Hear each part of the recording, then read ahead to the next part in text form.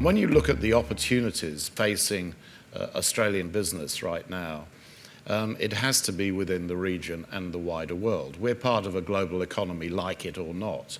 Australian business is almost being forced into a domestic-only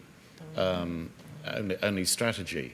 That makes them vulnerable to takeover by international companies. Then you look at other countries, how they deal with offshore dividend income. It is completely different. And we are at a significant global disadvantage.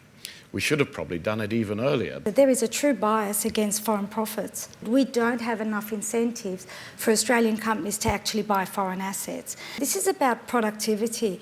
Australia is at a point where we really need to get real growth, and without looking offshore and being able to invest offshore in a way that's attractive, we will not get the continued increase in living standards that we all want as a nation. Clearly, if you're a technology company and you're investing in R&D and you're trying to create intellectual property to take to markets, doing that in the context of the Australian economy in isolation, which represents 2% of global GDP, is hard work. And if you look around the world at the major technology companies, very few of them are operating, if any, are operating in one market alone. If you want to have a good, sound economy, you want to have as diverse economy as possible, and clearly the resources sector is a disproportionately large part, or has historically been a disproportionately large part. And if you want to create as diverse economy with excellent jobs in many different fields that people can pursue, inevitably companies need to take their products and services to different markets, and that would be the underpinning. And having a tax system that doesn't provide any disincentives or any particular biases in that regard can only benefit the diversification of the economy and underpinning the strength of that foundation that it would create.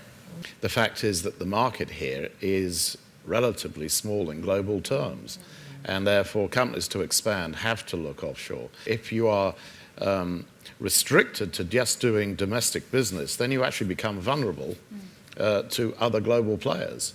And that, of course, is what has happened. Why should Australia not have global companies? Why should they not have major international companies? It doesn't make any sense to me that doesn't happen. We have so much to offer. The intellectual capital, the governance structures of Australian companies in comparison to many companies around the world is extremely good. We have a lot to offer, but we are being hindered here. But I think the real point that this report is making is about not making foreign assets relatively more attractive for foreign companies than Australian companies.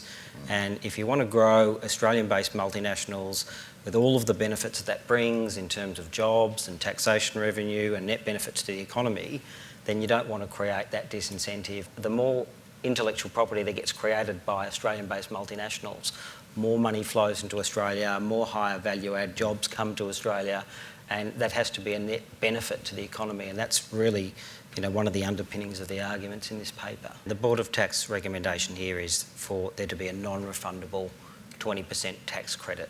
I mean, the whole principle of the dividend imputation system in Australia is not to have taxes after-tax profits that companies have paid tax twice. And the way the system works at the moment is that that's true in relation to Australian source profits, but if Australian-based multinationals are making profits in foreign markets, those profits get taxed in the foreign markets, come back to Australia and get dividend out to Australian shareholders and get taxed again.